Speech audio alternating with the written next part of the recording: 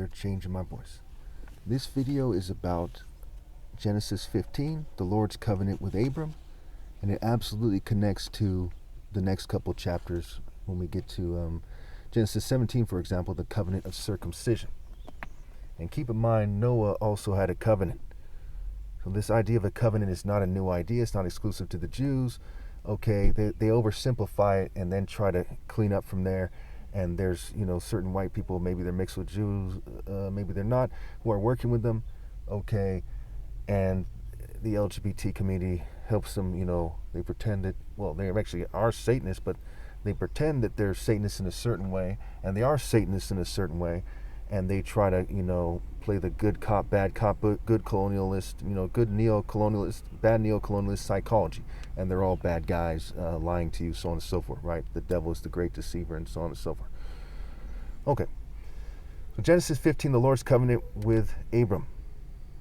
After this, the word of the Lord came to Abram in a vision. Do not be afraid, Abram, I am your shield, your great reward.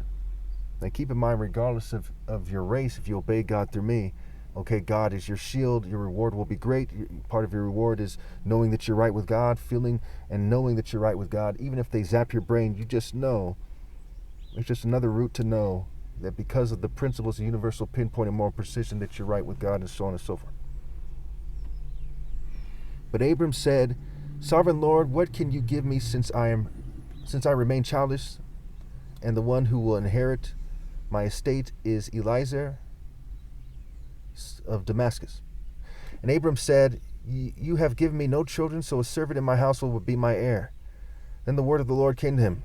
This man will not be your heir, but a son who is your own flesh and blood will be your heir.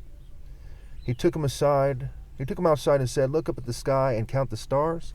If indeed you can count them, then he said to them, So shall your offspring be. So let's stop here. So they're making it hard for me to talk, and a little funny noise earlier or something, that they're causing that. Verse 5 is very important. Write down Genesis 15, verse 5. This is part of where people get mixed up here. So God takes him outside, right? He took him outside and said, Look up at the sky and count the stars, if indeed you can count them. Then he said to him, So shall your offspring or seed be. Now, why did he choose the stars? Why is there a prostitute chosen in Revelation? Why do they say about Gog and Magog, the grains of sand on the beach, right? The desert is desolate. He's referring to the spiritual look of the stars, right? The stars look like spiritual clothing. That's why the figs in the Garden of Eden, right? The fig leaves and the fig tree connect to the stars in Revelation. In Revelation 6, for example, right? The stars fall from the sky like figs from a fig tree. Okay, and angels and so on and so forth, because it has to do with the spiritual output of Abraham's soul and spirit in God's spirit. Okay, so he's saying, if you remain in God, just like Christ is a character in the story is saying, if you remain in me and I remain in you, if you remain in God, if Abraham remains in God, then the spiritual offspring, right, his spiritual work. We see that elsewhere in the Bible where we see offsprings being used interchangeably with fruit and things like this, right? Your spiritual offspring will be like the stars in the sky, right? They'll be, numerous. Abraham believed the Lord and he credited it to him as righteousness. So Abraham believed him about that and he credited it to him as righteousness. Now, this is going to come back in chapter 19, I believe it is. Or not 19, excuse me, not 19. In chapter 21, okay, where it talks about the birth of Isaac. And in 22, where Abraham is tested.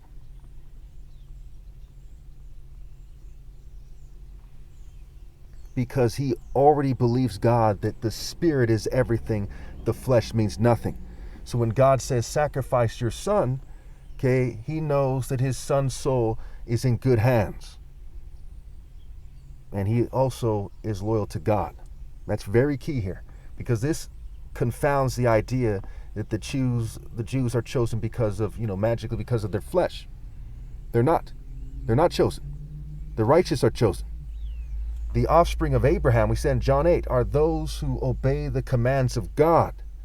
And Abraham is a point of reference like Noah and Nimrod. Pretty straightforward. He also said to him, I am the Lord who brought you out of Ur of the Chaldeans to give you this land to take possession of it. But Abram said, Sovereign Lord, how can I know that I will gain possession of it? So the Lord said to him, Bring me a heifer, a goat, and a ram, each 3 years old, along with a dove and a young pigeon. Abraham brought all these to him, cut them in two, and arranged the halves opposite each other. The birds, however, he did not cut in half. Then the birds of prey came down on the carcasses, but Abram drove them away. And these birds of prey, we know from elsewhere in the Bible, Ezekiel, what have you, that they stand for, Babylon, or what's becoming Babylon, right? It stands for Egypt, or what's becoming Egypt. Okay, and there was Egypt at the time already. So it stands for these nations that seek to kind of have their way, and they're going after the flesh, right? They're trying to peck away at the flesh. As the sun was setting, Abram fell into a deep sleep, and a thick and dreadful darkness came over him. Then the Lord said to him, Know for certain that for 400 years your descendants will be strangers in a country not their own, and they will be enslaved and mistreated there. But I will punish the nation they serve as slaves, and afterward they will come out with great possessions. There it goes back to the birds of prey. You, however, will go to your ancestors in peace and be buried at a good old age. In the 4th generation your descendants will come back here, for the sin of the Amorite has not yet reached its full measure. We know that the Amorite and the I believe it's the Amorite and the Hittite, right? Their father was an Amorite, their mother was a Hittite, are said to be the kind of the parents of the Israelites. Okay, and I believe that's in Ezekiel. When the sun had set and darkness had fallen, a smoking fire pot with a blazing torch appeared and passed between the pieces. This goes back to Zechariah, where the nations are like sheaves that are going to be burned by the fire pot and the flame, okay, because they're going to be lured into it. So we look at the, Christ separates, Christ as a character in the story is said to separate the sheep from the goats.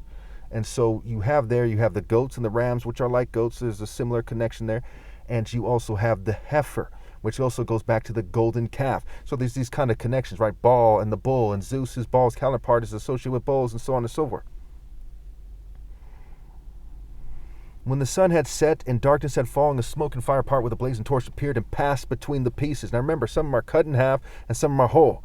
So some are being sacrificed and they're already kind of cut in half. And they, one can look at it as being separated from body and from the flesh from the soul. There's different things you can look at it in terms of that symbolism there.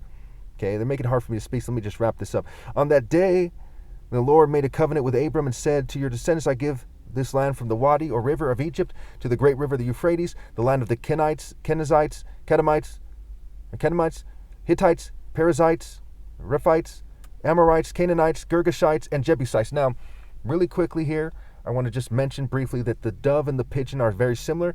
The dove is said to represent the Holy Spirit in some places. In other places it's said to represent being senseless, like a dove that makes its nest at the mouth of a cave.